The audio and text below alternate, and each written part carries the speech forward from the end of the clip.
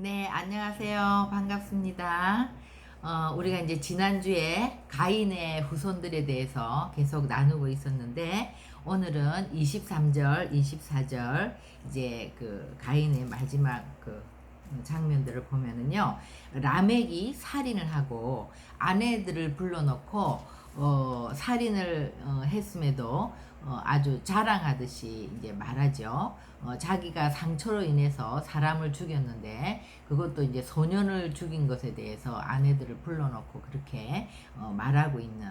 그러니까 정말 가인의 후손들이 얼마나 제약된 삶을 살았는지 전혀 어떤 반성이나 죄책감이나 그런 것이 이제 없는 거죠. 그리고 또 가인을 죽였을 때는 그 벌이 7배지만 라멕을 위하여는 벌이 77배다 이렇게 얘기하면서 마치 하나님이 그 사람을 살인하고 방황하는 가인을 불쌍히 여겨서 은혜를 베풀어 주신, 그래서 그 표를 주셔서 정말 보호하신 그것에 대해서 그 놀라운 하나님의 은혜를 마치 비하하듯이 자기 스스로가 라멕을 위하여는 벌이 77배다 이렇게 얘기하는 그런 이렇게 라멕에 대해서 이제 정말 그 제가 극도로, 그러니까 영이 죽은 그 인생이 완전히 짐승처럼 그런 삶에 대해서 이제 여실하게 보여주는 것 같아요. 그래서 가인의 계열은 이제 도시를 건설하고 자기 이름을 위하여 성을 쌓고 그 다음에 낙원을 잃어버렸기 때문에 이제 이들이 정말 위로가 필요하죠. 그 방황하고 두려워하고 근심하고 염려하고 미워하고 살인하고 계속 담을 쌓고 단절되는 이런 삶 가운데서 이제 이들이 음악의 어떤 시조, 그 문화 예술의 그런 시조가 되고 그런 것들, 공고한 삶에 이제 위로를 받는 그런 삶. 그러면서도 그런 삶 가운데서 정말 자기의 생각과 판단대로 살면서 어떤 그 하나님을 의식하는 것도 없고 죄책감도 없이 그 육적인 삶을 살았던 것, 이것이 이제 가인의 후손들의 삶이 되겠습니다.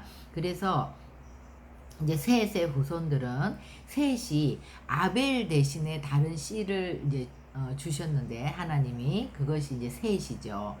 그것은 아벨이 역할이 있었다는 거죠. 아벨이 그 예배자의 삶을 통해서 여자의 후손, 즉 예수님이 오실 그 족보를 잇는 그 라인으로 하나님이 아벨을 택하셨는데 가인이 아벨을 죽였기 때문에 아벨 대신 셋을 주셔서 다시 그 족보를 이어가는 거죠. 그래서 셋이 에노스를 낳았을 때 비로소 여호와의 이름을 불렀더라. 여호와의 이름을 불렀다는 것은 이제 그때부터 또 하나님께 예배하면서 예배자의 삶을 살고 그 이제 하나님의 그 여자의 후손의 족보를 잇는 라인들이 이제 계속해서 그것을 이어가는 거죠.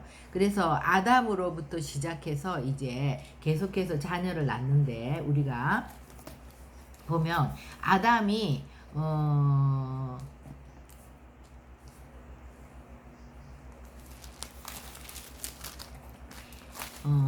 아담은 130세에 자기의 모양 곧 자기의 형상과 같은 아들을 낳아 이름을 셋이라 하였고, 아담은 셋을 낳은 후에 800년을 지내며 자녀들을 낳았다고 했어요. 그리고 930세를 살고 죽었더라. 그리고 또 셋도 마찬가지로 105세에 에노스를 낳고 807년을 지내면서 자녀들을 낳았고 912세를 살고 죽었더라. 에노스도 마찬가지예요. 계속해서 이렇게 아담으로부터 셋으로 또 에노스로 게난으로 마할랄렐으로 야렛으로 그래서 이제 7대손 에녹을 낳죠. 그 에녹은 그 뒤에 무드셀라를 낳고 무드셀라는 라멕을 낳고 라멕이 노아를 낳고 이렇게 이제 노아가 10대손인데 계속해서 이렇게 자녀를 놓는 동안 몇 세에 자녀를 놓고 몇 세까지 살면서 자녀를 낳았는지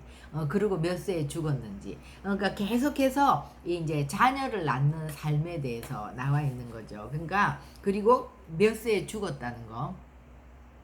삶의 시간들이 이제 계수되는데 우리가 구약을 보는 안경은 구속사적인 관점으로 이제 보는 것이기 때문에 구약에서는 이 족보뿐만이 아니라 자녀를 낳는 거, 이 대를 잇는 것이 굉장히 중요한 하나님의 일이에요.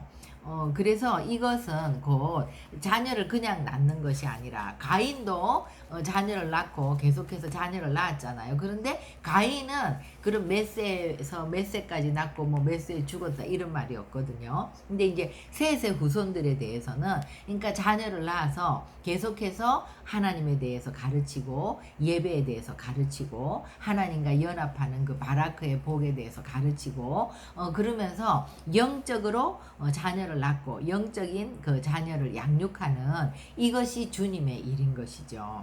오늘날도 마찬가지죠. 저희들이 살면서 계속해서 우리가 자녀를 출산하지만 그냥 자녀를 낳는 것이 아니라 영적으로 이 자녀들을 양육하고 영적인 자녀로 세우고 또 우리가 전도해서 영적인 자녀를 낳고 또 영적인 자녀를 양육하는 이것이 영혼을 세우고 영혼을 구원하고 하나님의 나라를 확장하고 그래서 그 라인을 만들어서 세상에 빛을 비추는 그죠? 이것이 하나님의 일이기 때문에 이제 하나님은 이 삶을 귀하게 여기시고 그러니까 셋의 후손들에 볼 때는요 어떤 업적이나 성취나 어떤 직업을 가졌거나 그런 것들에 대해서는 언급이 없어요. 그러니까 무엇을 하고 사는 것이 하나님이 보시기에 중요한 것이 아니라 우리가 어떤 일을 하고 살든 그 속에서 우리의 가장 우선순위, 가장 초점이 되고 중심이 되는 것은 영적인 자녀를 낳아서 세우고 기르는 것, 그죠? 하나님의 나라를 이루어가는 다시 에덴을 회복하는 이 예배를 회복하는 이 일이 하나님의 나라의 일이 되는 것이고 그것이 주님 앞에서 깨어 있다는 증거죠. 우리가 영이 살아 있다는 것은 영적인 자녀를 출산하는 것인데 그것은 하나님이 다 귀하게 여기시고 계수하는 거예요. 그래서 130세에 누구를 낳았고 800년 동안 계속 자녀를 낳았고 그리고 930세에 죽었더라. 그 930년의 그 인생 동안 하나님이 보시는 것 그죠? 그것이 몇 세에 자녀를 낳았다. 그때부터 시작해서 자녀를 기르는 이 일이 하나님의 보시기에는 계수되는 인생인데 가인의 후손에서는 몇 세에 죽었더라 이런 게 없어요. 몇 세에 자녀를 낳고 몇 세 이후에 계속해서 자녀를 낳고 몇 세에 죽었다 이 말이 없거든요. 그러니까는 하나님을 떠나서 영이 죽은 상태로 사는 것은 하나님의 관점에서 볼 때는 죽은 거나 똑같은 거기 때문에 그때 이미 죽었기 때문에 몇 세에 죽었다는 말이 없는 거죠. 그러니까는 정말 영이 죽은 상태에서 우리가 이 땅에서 무엇을 하고 살았건 하나님은 그것을 그렇게 귀하게 여기거나 그것을 계수하지 않는다는 거. 우리가 하나님 앞에서 산 날들이 계수되는 거죠.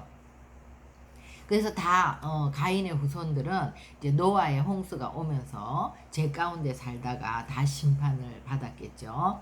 근데 아담이 이제 930세까지 살면서 이제 자녀를 낳고 934에 죽었기 때문에 쭉 우리가 이것을 계산을 해보면은요, 아담이 130세에 셋을 놓고 또 셋은 105세에 에노스를 낳고 에노스는 또 90세에 게난을 낳고 게난은 70세에 마랄레를 낳고 이렇게 해서 계속 이것을 계산을 하면 아담이 라멕이 태어나서 라멕이 거의 한 100세 가까이 될 때까지 살았다는 거예요. 라멕이 태어났을 때가 아담이 874세거든요. 그러니까 그 사이에 몇백 년 동안 자녀를 낳았으니까 아담 한 사람이 낳은 자녀만 해도 얼마나 많겠어요. 그죠? 근데 그 자녀들이 또 자녀를 낳고 이러니까 엄청난 그게 되는데 그렇지만 이 계보를 쭉 이어오면서 그 족보를 통해서 라멕의 때까지 그래도 아담 할아버지가 아직도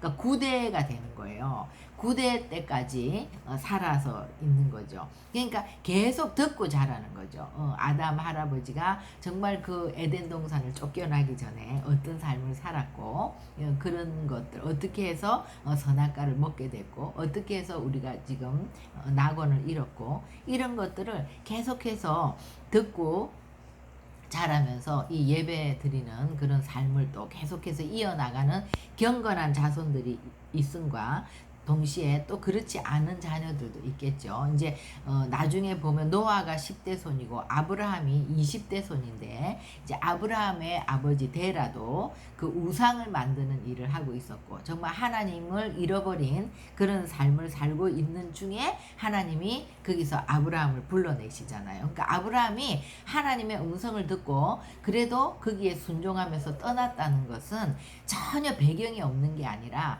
계속해서 그런 조상의 이야기, 아담으로부터 시작한 그런 이야기들을 듣고 자라는 거죠. 그죠? 그런 자손들 중에서 정말 경건하게 하나님의 음성을 듣는 그런 자손들이 있는가 하면, 또 그렇지 않는 자손들도 있고, 그렇지만 그것이 그냥 세월을 흘러서 그대로 내려갔으면 그것이 이어지지 않을 수 있죠. 근데 이제 하나님이 아브라함을 택하셔서 정말 택한 이스라엘 민족을 이렇게 또 통해서 열방을 구원하고자 하는 구원 계획을 다시 세우시잖아요. 그래서 계속 이 자손들이 예배자의 계열, 이 족보 속에서 이런 것들을 듣고 자랐다는 거, 조상들의 그 말씀을 들었다는 거, 그죠? 이것이 참 중요한 것 같아요. 근데 이제 우리가 이 족보를 쭉 볼 때 그 에녹은 7대 손으로서 정말 우리 크리스찬들의 전형이 되는 삶을 살았을 뿐만 아니라 에녹은 정말 그 마지막 때에 우리가 어떻게 살아야 되는지 우리의 삶의 모습을 보여주는 그 표본이 되는 것 같아요. 그래서 21절부터 24절까지 이제 65세에 무드셀라를 낳고 300년을 살면서 자녀를 놓고 300년을 주님과 동행하다가 이제 들려 올라간 죽음을 보지 않고 그 에녹인데, 우리가 이제 에녹에 대해서 조금 깊이 에녹의 동행과 또 에녹이 그 들려 올라가는 마지막 때 그 휴거 사건의 예표가 되죠. 그래서 우리가 마지막 때를 지금 살고 있는, 예수님이 오신 이후 신약 백성들은 다 마지막 때를 이제 사는 자들인데, 지금은 정말 그 마지막 중에서도 정말 예수님이 재림이 이제 언제 오실지 정말 가까운 그런 시점에서 살고 있는데요. 정말 우리가 주님과 동행하는 삶을 사는 거, 그리고 또 휴거에 대해서 성경이 휴거라고는 되어 있지 않지만 이제 들려 올라가는, 들림을 받는 주님의 공중 재림에 대해서 얘기하신 이런 부분들을 우리가 좀 살펴보는 것이 되게 중요한 것 같아요. 그래서 그거는 다음 시간에 우리가 하겠습니다. 네, 그럼 기도하면 하고 끝낼게요. 하나님, 오늘 저희들이 가인의 후손과 셋의 후손들을 비교해 보면서 정말 하나님을 떠난 그 삶은 아버지 앞에서 죽은 삶이나 마찬가지로 전혀 계수되지 않았지만, 계속해서 자녀를 낳고 또 그 자녀를 영적으로 양육하고 그 영이 살아있도록 예배자의 삶을 통해서 하나님께 예배하는 그 바라크의 복을 받는 자녀들로 키워내는 그 삶들을 하나님이 귀하게 보시고 그 삶들을 계수하시는 것에 대해서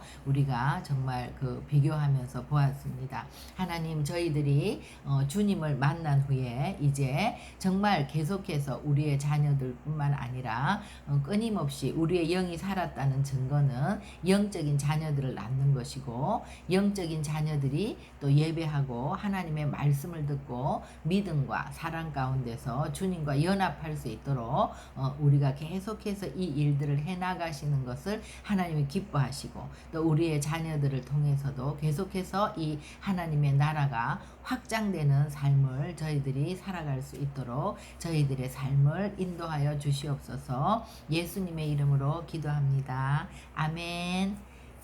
네.